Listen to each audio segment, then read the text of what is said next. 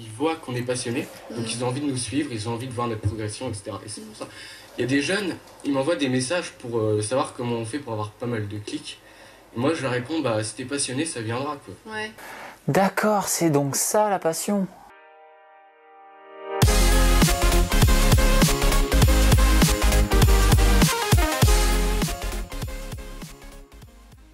Salut à tous, c'est Léo de la chaîne Techmaker et aujourd'hui on se retrouve pour les secondes informations trop longues donc résumées. Ça fait TLDR si t'as pas compris. Et donc je vais vous donner 5 informations pour être à la page sur les nouveautés d'internet. Tout d'abord, SwiftKey a été racheté pour 250 millions de dollars par Microsoft. SwiftKey c'est le clavier le plus utilisé sur Android et sur iOS, puisque maintenant il est installé de base sur les dernières versions d'iOS, pour pouvoir taper ses messages. L'avantage de ce dernier est que les prédictions sont assez simples et peuvent faire des prédictions de plusieurs mots en même temps. Donc du coup, ça permet d'améliorer sa vitesse d'écriture entre 30 et 40% en général.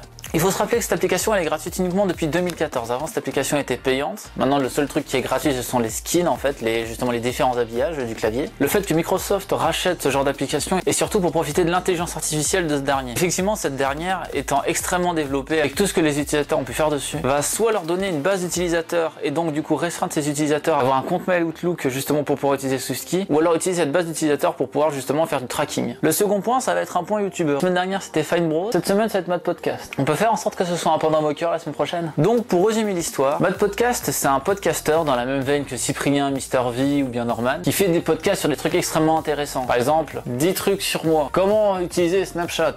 Je fais caca 3 fois par jour. Et un certain forum, le 1825 de jeuxvideo.com, a découvert que beaucoup de ces vidéos étaient des plagiats d'autres youtubeurs. On a découvert que ces textes étaient des plagiats de vidéos copiés plan par plan, voire même avoir récupéré le plan de la vidéo, par exemple un plan de porte, pour pouvoir faire ces différentes vidéos. Il y a 3 victimes, il y a surtout Motoki en premier, et 2 autres qui sont Marcus Butler et Andrew Cour. S'inspirer en soi pour créer, c'est pas un problème, c'est même quelque chose de bien, parce que comme ça nous permet d'avancer, de savoir vraiment ce qu'on veut faire, et d'avoir vraiment un objectif de ce qui nous plaît. Mais il y a une différence entre s'inspirer et totalement recopier quelque chose. Là où c'est problématique, c'est qu'on est justement sur internet, où c'est pas un média où tout est uniformisé, où on pourrait tous créer ce qu'on veut. Et là on crée pas ce qu'on veut, mais on crée ce que les gens veulent.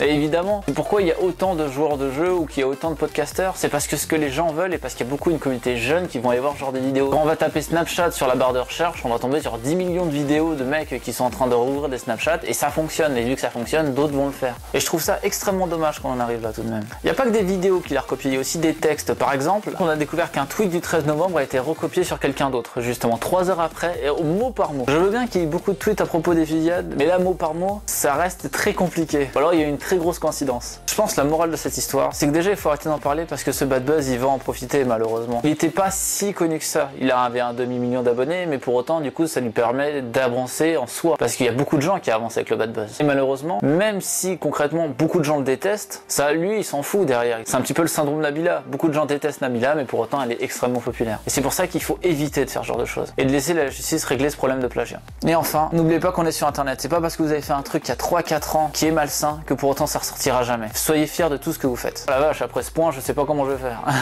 Je pense qu'il y a quelque chose qui me saoule encore plus que ces histoires-là, c'est qu'Apple fonctionne toujours autant avec toutes les conneries qu'ils font chaque jour. L'erreur 53, c'est quelque chose qui a été rajouté, qui fait que si vous réparez votre téléphone chez un vendeur non agréé par Apple, ce dernier s'autodétruira à la prochaine mise à jour. Bon, il va pas exploser, mais il se met hors service. Pour être agréé, c'est absolument pas des compétences, c'est uniquement des histoires d'argent. Il n'y a pas beaucoup plus de compétences à avoir pour le faire. C'est juste uniquement pour qu'Apple puisse récupérer de l'argent encore plus sur les réparations. Ce qui est dingue, c'est que la justice puisse laisser passer ça en soi. Parce que ça veut dire qu'on est même plus maître au final de son appareil. À cette vitesse, si même réparer son téléphone soi-même est un problème, qui dit que peut-être dans 2-3 ans, Apple va mettre l'obsolescence programmée, mais de manière totalement implicite sur ses téléphones, même si c'est déjà un peu le cas avec les mises à jour. Mais j'en reparlerai dans une prochaine vidéo. On peut maintenant rajouter des sondages directement sur YouTube. Si vous faisiez chier à créer un straw poll à chaque fois que vous voulez faire un sondage, par exemple, qu'est-ce que vous voulez comme prochaine vidéo, etc., ben maintenant vous pouvez le faire directement sur votre vidéo. Ça rend la vidéo beaucoup plus interactive. Il suffit de vous rendre sur votre gestionnaire de vidéo, sur la vidéo en question, et de rajouter une fiche de sondage. Une fois fait, vous avez justement le tracking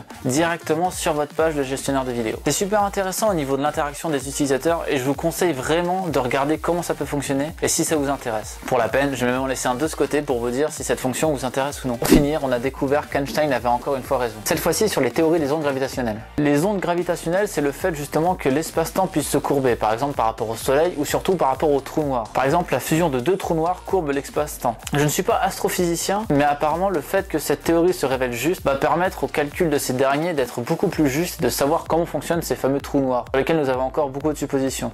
Nul doute qu'on découvre beaucoup de choses sur les trous noirs et encore même sur l'espace et sur l'univers qui nous entoure. Voilà, c'est la fin de ce second TLDR, j'espère que ça vous a plu. N'hésitez pas à me dire ce que vous avez pensé dans les commentaires.